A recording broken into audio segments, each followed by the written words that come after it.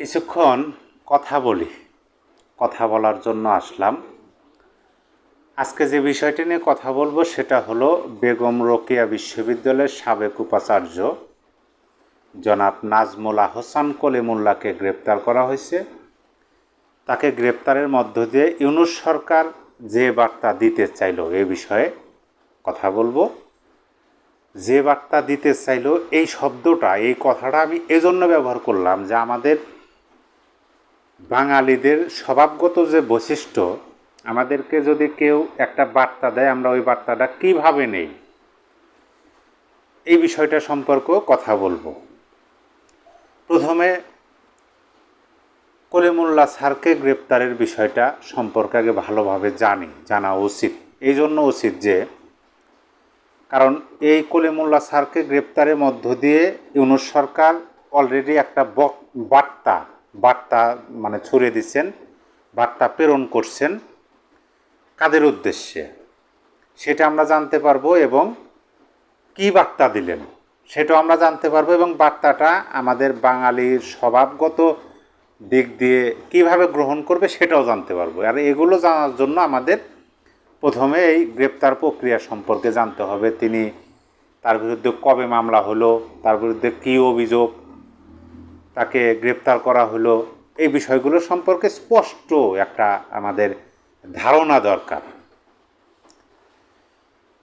উপাচার্য অধ্যাপক মোহাম্মদ নাজমুল আহসান কলিমুল্লাহ স্যারকে গ্রেপ্তার করা হয়েছে 2025 সালের 18 জুন দুদকের সহকারী পরিচালক মিনহাজ বিন ইসলাম বাদী হয়ে কলিমুল্লাহ সহ 5 জনের বিরুদ্ধে একটা মামলা করে, যেটা বলা হয় দুদক মামলা করছে। কারণ দুদকের সহকারী পরিচালক এই মামলাটা করছে কবে? করছে হচ্ছে 2025 সালের 18 জুন, মানে গত মাসের 18 তারিখে। কী বিষয়ে মামলা করছেন? তিনি নাকি উপাচার্য যখন উপাচার্য ছিলেন বেগম রোকেয়া বিশ্ববিদ্যালয়ে, তখন আপনার বিশ্ববিদ্যালয়ে যে কেনাকাটার অনেক বিষয় থাকে না, যে অনেক জিনিস কেনাকাটার বিষয়, তিনি নাকি অতিরিক্ত মূল্য ধার্য করছিলেন, যার কারণে দুদক মামলাটা করলো 2025 সালে। কিন্তু এখানে আমাদের যে বিষয়টা জানতে হবে সেটা হলো যে জনাব কলিমুল্লাহ স্যার বেগম রোকেয়া বিশ্ববিদ্যালয়ের তার জয়েন্ট ডেট এবং তার অবসর, এই বিষয়টা আমাদের জানতে হবে। তিনি কি এখনও সেখানে উপাচার্য আছেন? না, তিনি বেগম রোকেয়া বিশ্ববিদ্যালয়ে উপাচার্য হিসেবে জয়েন দিয়েছিলেন 14 জুন 2017 সালে। সেখান থেকে অবসরে গেছেন তিনি 13 জুন 2021 সালে। তার মানে বেগম রোকেয়া বিশ্ববিদ্যালয় থেকে তিনি অবসরে এসেছেন 2021 সালে, আর তার নামে মামলা হলো 2025 সালের 18 জুন, মানে 13 জুন 2021 সালে বের হয়ে এসেছেন। মামলা হয়েছে 18 জুন 2025 সালে। 21, 22, 23, 24, 25 জুন, তাহলে পরে আপনার 4 বছর পরে মামলা হলো। এখন মানুষ প্রশ্ন করতেছে যে যদি এই মামলাটা তিনি যদি প্রকৃতপক্ষেই দোষী হয়ে থাকেন, তিনি যদি বেশি মূল্য দেওয়া জিনিসপত্র কিনে থাকেন, তাইলে ধরে নিলাম যে আওয়ামী লীগ সরকার তার বিরুদ্ধে কোনো অ্যাকশন না নেয়। যদিও আমরা দেখছি যে এই সরকারের কি সমালোচনা করছেন কলিমুল্লাহ স্যার, ইউনূস সরকারের আর কি সমালোচনা করছেন, একদম সমালোচনায় তুলাধনা করছেন আওয়ামী লীগ সরকারকে, আমরা দেখছি, আপনারাও দেখছেন। এই যে জুলাই আগস্ট আন্দোলন হলো, এই আন্দোলনে কলিমুল্লাহ স্যার যেভাবে তার বজ্র কণ্ঠে তার কথার মাধ্যমে প্রতিবাদ করছেন, মোট কথা মানে গর্জন দিয়ে ওঠার মতো আওয়ামী লীগ সরকারের যেভাবে সমালোচনা করছেন, এই সমালোচনায় 2024 সালের জুলাই আগস্ট আন্দোলনে মানে আগুনে ঘি ঢালার মতো অবস্থা হয়েছে। এই কলিমুল্লাহ স্যার এরকমভাবে আওয়ামী লীগের সমালোচনা করছেন, শুধু এই আন্দোলনের সময় না, অতীতে আন্দোলনের আগেও। তারপরেও জানি না আওয়ামী লীগ সরকার কেন যেন তাকে অন্তত আর যাই হোক গ্রেপ্তার করেন নাই। যদিও আওয়ামী লীগের তীব্র সমালোচক ছিলেন হচ্ছে কলিমুল্লাহ স্যার, কিন্তু আওয়ামী লীগ কিন্তু এই কলিমুল্লাহ স্যারকে গ্রেপ্তার করেন নাই। সেটা আওয়ামী লীগের ভালো বলেন আর মন্দ বলেন, যেটাই বলেন, কারণ যেভাবে আমরা শুনতেছি যে আওয়ামী লীগের সভানেত্রী একজন দানব, আওয়ামী লীগ দানব, শুধু মানুষকে মানবতা মানে ভেঙ্গে চুরে শেষ করে দিচ্ছেন, মানবাধিকার লঙ্ঘন করছেন। কিন্তু কলিমুল্লাহ স্যার এত বড় শত্রু ছিল আওয়ামী লীগের, তাকে গ্রেপ্তার করে নাই। কিন্তু এই যে ইউনূস সাহেব, বুঝলাম যে ইউনূস সাহেব হয়তো আওয়ামী লীগ সরকার এই দুর্নীতিগুলো সায় দিছে সেজন্য করে নাই, কিন্তু ইউনূস সাহেব করবে। তাহলে 2025 সালের 18 জন কেন? ইউনূস সাহেব তো ক্ষমতা নিলেন হচ্ছে 2024 সালের 8ই আগস্ট, আর তার বিরুদ্ধে মামলা হলো 18ই জুন 2025 সালে। তার এই 1 বছর পরে কেন, এই প্রশ্নটা আসতেছে। যদিও মামলাটা করছে দুদক, কিন্তু আমরা তো এটা জানি যে দুদককে রাজনৈতিক কাজে ব্যবহার করা হয়, অতীতে হয়েছে, এখনো হইতেছে, এটা কেউ অস্বীকার করতে পারবে না বর্তমান সময় পর্যন্ত। যেটা আমরা তিউলিপ সিদ্দিক অর্থাৎ শেখ হাসিনার যে বঞ্জি, আপনার লন্ডনের যিনি সংসদ সদস্য মন্ত্রী ছিলেন, তিউলিপ সিদ্দিকের নামে যে দুদক মামলা করলো, সেই মামলাটা কি হলো, লন্ডন থেকে কিন্তু এটা প্রকাশ হলো যে এটা ইউনূস সরকার রাজনৈতিকভাবে দুদককে ব্যবহার করে তিউলিপের বিরুদ্ধে মামলা করছে, এটা আমরা জানলাম। এর পরিপ্রেক্ষিতে ইউনূস সরকারের পক্ষ থেকে যে কোনো বার্তা বা কোনো বিবৃতি বা কোনো পাল্টা উক্তি আমরা শুনি নাই, তাহলে ওটাই সত্য হিসেবে আমরা ধরে নিলাম। এখানে স্পষ্টতই বোঝা যাইতেছে যে এই যে নাজমুল হাসান কলিমুল্লাহ সাহেব, তিনি এই সাম্প্রতি সময়ে ব্যাপকভাবে আলোড়ন সৃষ্টি করছেন ইউনূস সরকারের সমালোচনা করতে গিয়া। তিনি ইউনূস সরকারের সমালোচনা করছেন, তারপরে এই আমেরিকার ডিপ স্টেটের 29 মিলিয়ন 21 মিলিয়ন ভারতের মাধ্যমে কোন চ্যানেলে আসলো এই বিষয়ে কথা বলতে তাকে শুনছি। সর্বশেষ তিনি যে বিষয়ে কথা বলছেন সেই আলোচনাটাও আমি শুনছি। ভিপি নূরের সাথে যে একজন কি বলে ইসরায়েলের একজন নেতার সাথে বৈঠক, সেই বিষয়ে তিনি মানে কথাটা তুলছিলেন। পরে ভিপি নূর সাহেব মানে কথার প্যাচে পড়ে এক পর্যায়ে স্বীকার করছেন যে হ্যাঁ তার সাথে মানে দেখা হয়েছে, কিন্তু ওই রকম কফি মিটিং এরকম কিছু হয় না, কিন্তু দেখা হয়েছে এই জিনিসটা স্বীকার করছেন। কিন্তু আওয়ামী লীগ সরকারের আমলে যখন এটা প্রকাশ হয়েছিল তখন ভিপি নূর বলছেন না, দেখাই হয়নি। তারপরে আমরা দেখলাম যে একটা ইউটিউব গ্রুপ বা এই সরকারের মানে স্টেক হোল্ডার যাদেরকে বলা হয়, সেই গ্রুপ ইউটিউবে ব্যাপকভাবে সোচ্চার হলেন যে কলিমুল্লাহকে গ্রেপ্তার করতে হবে, এই করতে হবে, সেই করতে হবে। তারপরে গ্রেপ্তার হলো। এখন এই যে ঘটনা, এই যে কলিমুল্লাহ স্যারকে গ্রেপ্তার করলো, এই গ্রেপ্তারের পরিপ্রেক্ষিতে নানান প্রশ্ন কিন্তু সামনে আসছে যে 1 বছর পরে কেন তার বিরুদ্ধে মামলা হলো, তদন্তাধীন মামলায় তাকে কেন গ্রেপ্তার করা হলো, তিনি যদি দোষী হইতেন তাকে প্রথমে কেন গ্রেপ্তার করে। হ্যাঁ, একজন মানুষ যতই তিনি দেশের পক্ষে কথা বলুক, মুক্তিযুদ্ধের পক্ষে কথা বলুক, সুন্দরভাবে গুছিয়ে কথা বলুক, কিন্তু তিনি যদি অপরাধী হয়ে থাকেন, আইনের মাধ্যমে তার বিচার হবে। এটা আমরা চাই যে বিচার হোক, কোনো অপরাধী এরকম ছদ্মবেশ ধরে যেন না থাকতে পারে। কিন্তু সেটা যদি হয় কণ্ঠরোধের জন্য, তাহলে তো প্রশ্ন আসবেই। সেটা যদি কণ্ঠরোধের জন্য হয়, যে এই যে আমি কথা বলতেছি, আমার কথা বন্ধ করার জন্য যদি আমাকে হয়রানিমূলকভাবে এরকমই করা হয়, সেটা নিয়ে তো প্রশ্ন উঠবে, প্রশ্ন কেউ না কেউ তুলবে। তো এটা নিয়ে এখন top of the country Kalimullah স্যারকে গ্রেপ্তার করা হয়েছে। সবাই বলতেছে যে কণ্ঠরোধ, অনেকে বলতেছে এরপরে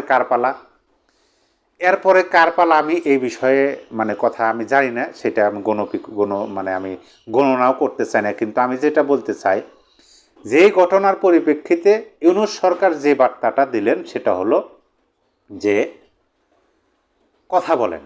যেমন ধরেন, আপনাদের খেয়াল আছে কি না, ইউনূস সরকার জাতির উদ্দেশ্যে মানে ইউনূস প্রধান উপদেষ্টা জনাব ইউনূস সাহেব জাতির উদ্দেশ্যে ভাষণ দিচ্ছেন সর্বপ্রথম 2024 সালের 11ই আগস্ট। 8ই আগস্ট ক্ষমতা নিয়ে 11ই আগস্ট তিনি জাতির উদ্দেশ্যে একটা বক্তৃতা দিচ্ছেন। সেই বক্তৃতার মাঝে তিনি যে কথাগুলো বলছেন, মন খুলে সমালোচনা করুন, মন খুলে সরকারের সমালোচনা করুন, এই কথাটা তিনি ওখানে বলছিলেন। তারপরে আমরা যদিও দেখছি যে মন খুলে কেন, মারিচাপাদের সমালোচনা করলেও সমস্যা হয়। আমরা তাপসী তাবাসসুম মুর্মিকে দেখলাম, প্রাইমারি শিক্ষিকাকে দেখলাম, এটিওকে দেখলাম, যারা জাস্ট একটু সমালোচনা করতে গিয়ে তাদের চাকরি হারা হতে হলো, তারা আদালতে তাদের যাওয়া লাগলো, কোর্টে তাদের হাজিরা দেওয়া লাগলো, এই ঘটনাগুলো দেখলাম। এগুলা নিয়ে ব্যাপকভাবে যে সমালোচনা হলো যে ইউনূস সাহেব কী বলল, যে মন খুলে সমালোচনা করুন, কথা বললে এখন তাকে আইনের আওতায় গ্রেপ্তার করা হচ্ছে। এখন বোঝা যাচ্ছে যে মন খুলে সমালোচনা কাদের করতে বলছেন, মন খুলে সমালোচনা করতে বলছেন, এটা তো মিথ্যা না, এটা সত্য। কিন্তু তিনি যেটা বোঝাতে চাইছেন আমরা তখন ওটা বুঝি নাই, এখন বুঝতেছি যে মন খুলে সমালোচনা করতে হলে করতে হবে বিরোধী পক্ষের, মানে এমনভাবে সমালোচনাটা করুন যেন তার পক্ষে যায়, ইউনূস সরকারের পক্ষে যায়। যদি ইউনূস সরকারের পক্ষে আপনি সমালোচনা করেন তাহলে আপনি মন খুলে সমালোচনা করতে পারবেন। আর যদি তার বিপক্ষে সমালোচনা করেন তাহলে এই যে কলিমুল্লাহ স্যারের মতো হবে, তাপসী তাপাস্য মুর্মির মতো হবে। এরকম অনেকে বলতেছে পরবর্তী নেক্সট টার্গেট হতে পারে মাসুদ কামাল সাহেব অথবা আমাদের মঞ্জুরুল আলম পান্না ভাই, অনেকে বলতেছেন। কিন্তু ফাঁক ফোকর তো থাকতে হবে। যেমন কলিমুল্লাহ সাহেবের ফাঁক ফোকর ছিল, তিনি একজন সরকারি চাকরিজীবী ছিলেন। কিন্তু মাসুদ কামাল সাহেবের তো কোনো ফাঁক ফোকর নাই, মঞ্জুরুল আলম পান্না সাহেবের কোনো ফাঁক ফোকর নাই, যে কারণে তাদেরকে পারতেছে না। হয়তো বা চেষ্টা করতেছে, এটা আমরা তারাই বলতেছেন, মাসুদ কামাল সাহেব বা মঞ্জুরুল আলম পান্না ভাইও বলতেছেন যে এরকম হতে পারে, কিন্তু ফাঁক ফোকর তাদের নাই, এটা আমরা জানি। তারপরে তারা চেষ্টা করবে, কারণ এই কারণেই চেষ্টা করবে যে ওই যে বিরোধী মতকে দমন করার জন্য, কণ্ঠরোধ করার জন্য। এখন আসেন আমাদের বাঙালিদের কালচার, আমাদেরকে যদি কেউ কড়া বার্তা দেয় তাহলে সেই বার্তাটা আমরা কীভাবে নিই।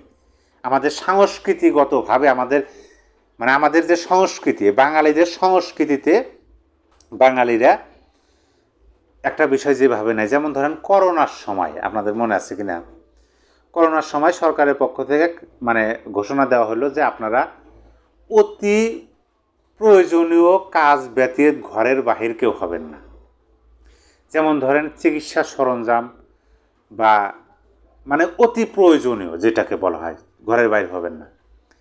এখন আমি আমার এই অঞ্চলে যেটা দেখলাম যে আমরা তো ঘরে অবস্থান করতেছি।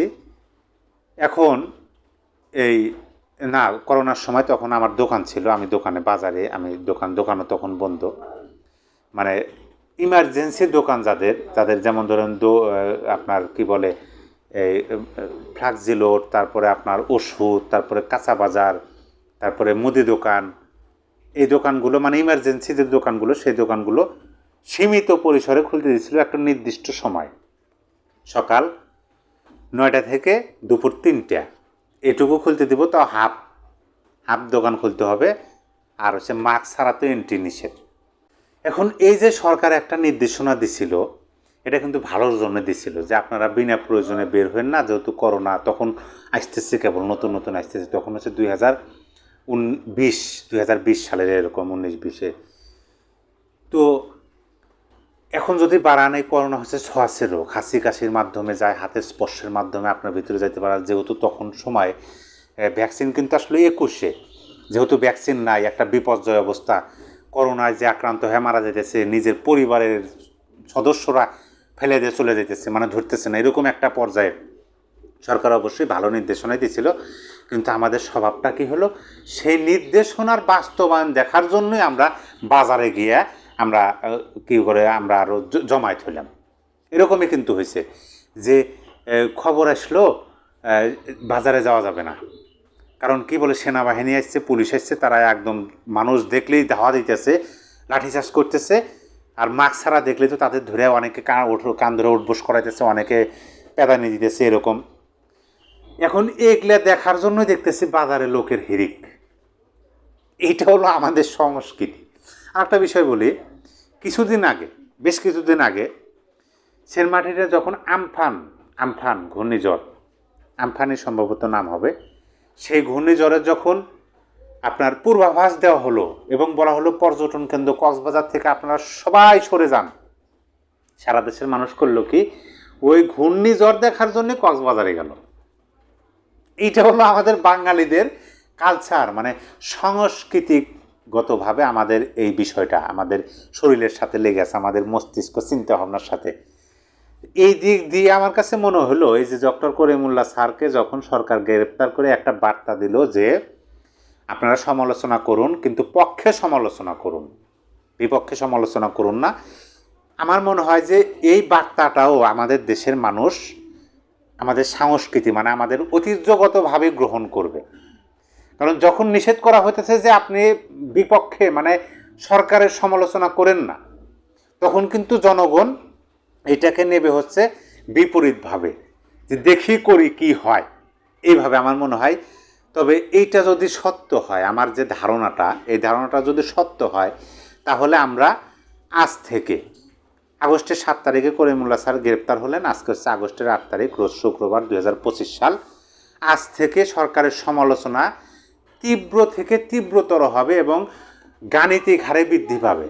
নতুন নতুন মুখ সামনে আসবে এবং আপনার সমালোচনাটা এরকম পর্যায়ে হবে যেটা সরকারের সহ্য শক্তির বাইরে চলে যাবে। এটা আমি একটা মানে বলতে গেলে আমি একটা প্রিডিকশন করলাম, একটা মানে কি বলে, প্রিডিকশন বলা যাবে না কারণ সেই ক্ষমতা আল্লাহ আমাকে দেয় না, কিন্তু আমি আমাদের বাঙালিদের কালচার, বাঙালিদের সংস্কৃতি এবং না নিষেধ, আমাদেরকে যদি কেউ নিষেধ করে না করে বা আমাদের যদি কেউ হুঁশিয়ারি করে, তখন কিন্তু আমরা সেই জিনিসটা তোয়াক্কা করে আর ওই কাজটা বেশি বেশি করি। অতীতে আমরা দেখছি, আমরা প্রাকৃতিক দুর্যোগ বলেন বা যে কোনো সমস্যা বলেন, সেইটা আমরা বেশি করি। আমরা করোনার সময় দেখছি, আমরা ঘূর্ণিঝড়ের সময় দেখছি, তারপরে যে জায়গায় আমাদের মানে কি হয়, যে যেমন ধরেন আমাদের জুলাই আগস্ট আন্দোলনের বিষয়টা আপনি ধরেন, জুলাই আগস্ট আন্দোলনে কি হলো, 5ই আগস্ট 144 ধারা জারি করা হলো যে কেউ রাস্তায় নামবেন না।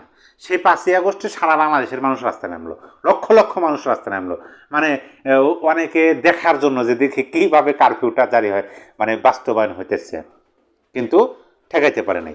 এই বিষয়গুলো দেখে আমার কাছে এরকমই মনে হলো যে হয়তোবা সরকার এরকমই একটা বার্তা দিচ্ছেন যে সমালোচনা করেন কিন্তু পক্ষে সমালোচনা করেন, বিপক্ষে করেন না, তাহলে কলিমুল্লাহ স্যারের মতো অবস্থান হবে। এটা যেহেতু অনেকগুলো প্রশ্ন আছে, যেহেতু এখনও তিনি দোষী সাব্যস্ত হয়নি আর তার বিরুদ্ধে মামলা হয়েছে, তিনি 21 সালে অবসরে গেছেন, মামলা হলো 21 সাল বাদ দেন, এই সরকার 24-এর তো 8ই আগস্ট আসছে, 1 বছর পরে কেন মামলা হলো, তার বিরুদ্ধে তাকে গ্রেপ্তার করার আগে কেন এই আমরা দেশবিরোধী একটা চক্র আমরা দেখলাম যে তারা ব্যাপক সোচ্চার হলো।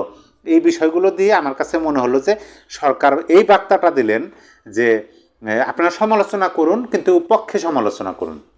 এখন এইটা হিতে বিপরীত হবে, সংস্কৃতি অনুযায়ী হিতে বিপরীত হবে। দেখা যাক কত কি হয়, নতুন মুখ কত আরও জন্ম নেয় এবং সমালোচনাটা আরও কত তীব্রভাবে হয়।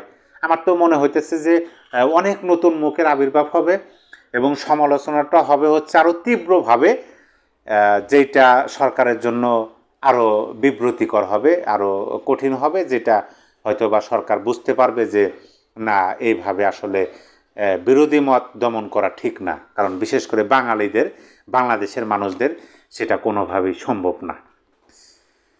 যাই হোক, আমার ব্যক্তিগত মতামত আপনাদেরকে দিলাম, অবশ্যই আপনার মতামত আপনি কমেন্ট বক্সে অবশ্যই জানিয়ে দেবেন।